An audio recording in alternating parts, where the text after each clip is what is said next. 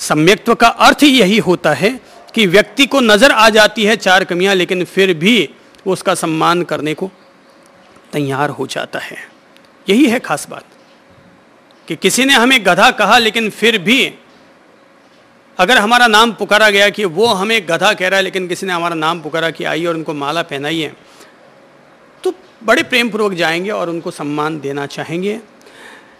साधना की दृष्टि बहुत गहरी होती है। प्रभु आप लोग हमेशा ध्यान रखें, साधना की दृष्टि बहुत गहरी होती है। वो बाहरी उथल पुथल में उनको नहीं देखा जा सकता। और मतलब इतनी गहराइयाँ होती हैं इसमें साधना मूलक चीज़ों में कि समझने वाले इनको समझ सकते हैं कि इन चीज़ों में क्या गहराई है। बाकी कोई भी व्यक्ति किसी के प्रति टिप्पणी करेगा, अपमान करेगा, तो वो उसको खुद को ही फीलिंग है कि मैंने गलत किया और मेरे द्वारा ऐसा नहीं होना चाहिए था। गलत का कोई व्यक्ति समर्थन नहीं करेगा, पर जो अच्छाइयाँ हैं उनका सम्मान करना हम सीखें।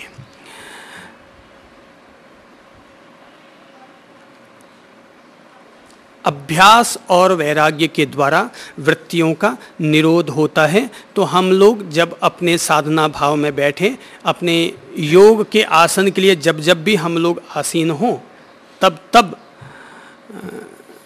यह बोध रखें।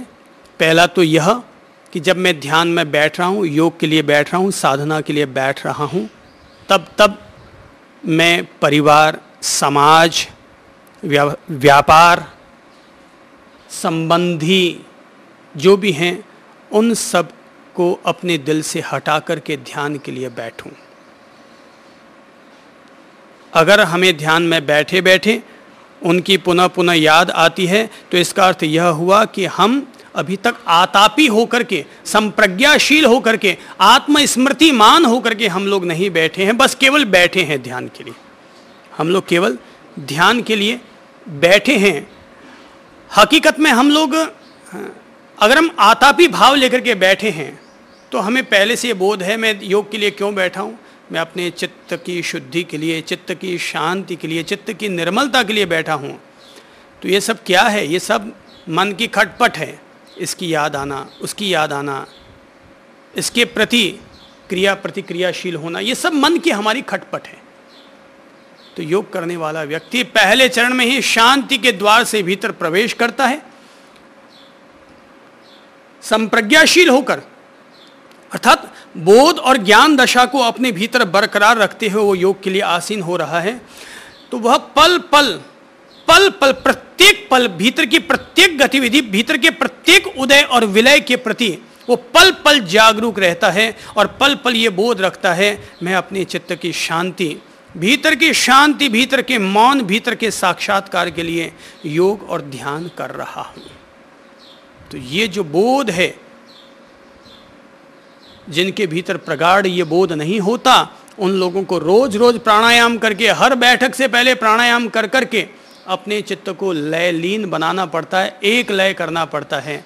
और जिनके भीतर ये बोध गहरा है उनको प्राणायाम करने की कोई ज़रूरत ही नहीं है, आसन वासन करने की कोई आवश्यकता नहीं। वो अपने सहज में ही, पलक खुली है तब भी उसके भीतर ये बोध है, और पलक बंद करके भीतर में बैठ रहा है तब भी उसके भीतर यही बोध है।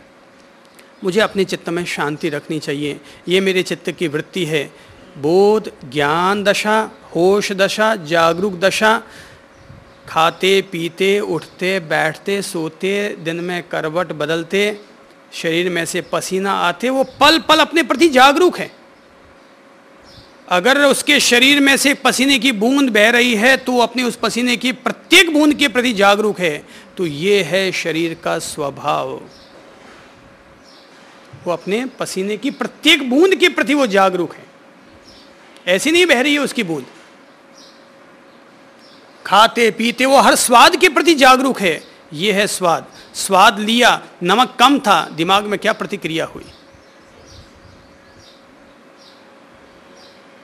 मैंने कहा अमुक काम कर लीजिए, मगर फिर भी सामने वाले नहीं किया, दिमाग पर क्या प्रतिक्रिया हो रही है मेरे। सामने वाले के द्वारा करना या न करना महत्वपूर्ण नहीं है, भीतर हमारे क्या हो रहा है। साधक का पहला और आखिरी चरण है वो है बोध। ये बोध अगर हम रखेंगे तो हम धीरे धीरे उस बोध और होश के चलते हम ध्यान के द्वारा भी और ध्यान से उठने के बाद भी हम अपनी वृत्तियों का निरोध करने में सफल हो सकेंगे, नहीं तो नहीं हो पाएंगे।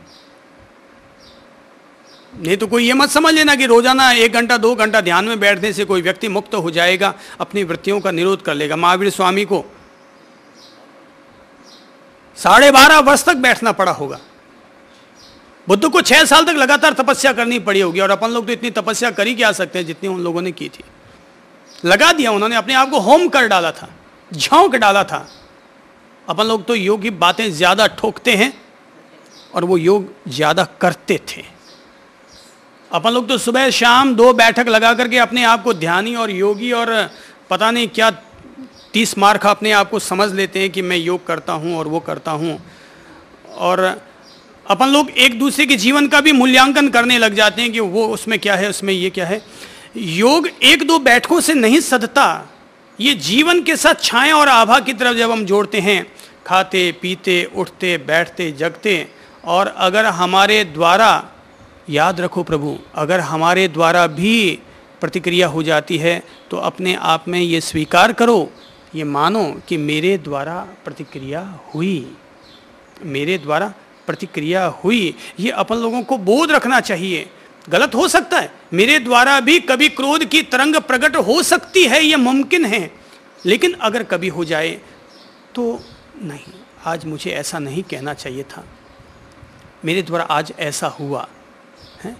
जैसे कि अगर मैं कहूँ कि कल उम्मेद प्रभु से चर्चा कर रहे थे मीटिंग में बैठकर, तो मुझे बोलने के बाद लगा कि उनको कोई बात दिल को लग गई है, उनके दिल को कोई बात लग गई है, तो तत्काल मैंने अपनी बात को सुधारा और मैंने कहा कि इस बात को कहने का उद्देश्य क्या है ये आप समझ लें, ताकि आपके दिल को ये न लगे कि ये बात मैंने आपके दिल को ठेस पहुंचाने के लिए कही है, वरन व्यवस्था में सुधार लाने के लिए ये बातें कही गई हैं।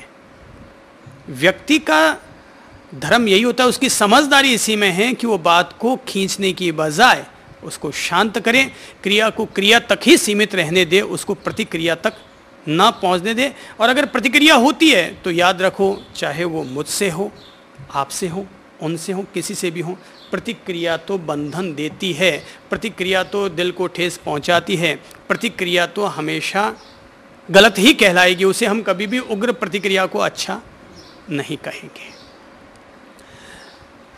योग हमें अभ्यास देता है, वैराग्य भी देता है, और साथ ही साथ हमें अभ्यास और वैराग्य के साथ उनको साधने के प्रति दत्तचित्त होना चाहिए। अगर हम लगे रहेंगे तो ये भी याद रखें, सुबह शाम ध्यान योग करें, अवश्य करें, लेकिन अपनी प्रैक्टिकल लाइफ में भी योग का बोध बनाए रखें कि मुक्ति मेरा लक्ष्य है, निर्वाण मेरा लक्ष्य है, मुझे निर्वाण से साक्षात्कार करना है, मुझे धीरे धीरे मुक्ति की तरफ बढ़ना है, मुझे वृत्तियों से मुक्त होना है, न कि वृत्तियों में उलझे हुए रहना है। मुझे वृत्तियों से मुक्त होना है, न कि वृत्तियों में उलझे हुए रहना है। हम अपनी ओर से लगे हुए हैं, ज़रूरी नहीं है कि जो भी व्यक्ति लगा हुआ है वो मुक्त हो गया है। जो व्यक्ति लगा हुआ है वो कोई भगवान नहीं हो गया, खुदा नहीं हो गया है, वो लगा हुआ है। भाई मैं संत हूं, मैं भगवान नहीं हूं। भगवान हो जाऊं तो आप कह सकते हैं कि आपके जीवन में अब किसी भी प्रकार की कमी नहीं रहनी चाहिए, पर मैं भगवान नहीं हूं। और अगर कोई व्यक्ति भगवान हो भी जाए तो राम से भी गलती हो सकती है, महावीर से भी गलती हो सकती है। हो सकता है राम से गलती हुई हो कि उन्होंने अपनी सीता सती को वनवास दिया होगा, हो सकता है हम इसे कह सकते हैं कि ये उनकी गलती हो सकता है हम कह सकते हैं कि नकली हिरण के पीछे वो गए तो उन्हें अपनी पत्नी से हाथ धोना पड़ा और एक सीता का, एक सती स्त्री का अपहरण हो गया। अपन लोग राम को भी इसके लिए दोषी ठहरा सकते हैं। तो भाई भगवान है तो क्या हुआ, गलती तो भगवान से भी हो सकती है। तो अपन तो इंसान है, अपन लोगों से गलती क्यों नहीं हो सकती। अब सवाल यह है कि अपन जो एक बार गलती हो गई है उसको अपन लोग आखिर कितने साल तक धोते रहेंगे। हम उस गलती को धो डालना पसंद करेंगे या उस गलती को हम लोग पकाते रहेंगे। अब बस ये समझने की बात यही है, जागे तभी सवेरा। मेरी समझ से तो साधक को या इंसान को, साधक को भी छोड़ो, इंसान को भी एक मानवता के लिहाज से अगर गलती होती है तो जहाँ भी लगता है हम समाधान करके, संवाद करके, आपस में बैठ करके उसका समाधान कर सकते हैं। हमें अपने दिमाग को ठंडा रखना चाहिए, विरक्ति का भाव थोड़ा बहुत रखना चाहिए, अनासक्ति अपरिग्रह का भाव रखना चाहिए, और हमारी प्रैक्टिकल लाइफ में भी हमें बोध को बनाए रखना चाहिए कि मुझे योग को जीना है, मैं ध्यान को रोज़ जीता हूँ, मैं ध्यान मार्ग के प्रति निष्ठाशील हूँ, सुबह भी योग करता हूँ, ध्यान करता हूँ, शाम को भी करता हूँ, तो मुझे अपनी प्रैक्टिकल लाइफ में भी उस ध्यान और योग के प्रकाश को बनाए रखना चाहिए। अपनी ओर से प्रेम पूर्वक इतना ही अनुरोध करता हूँ। नमस्कार।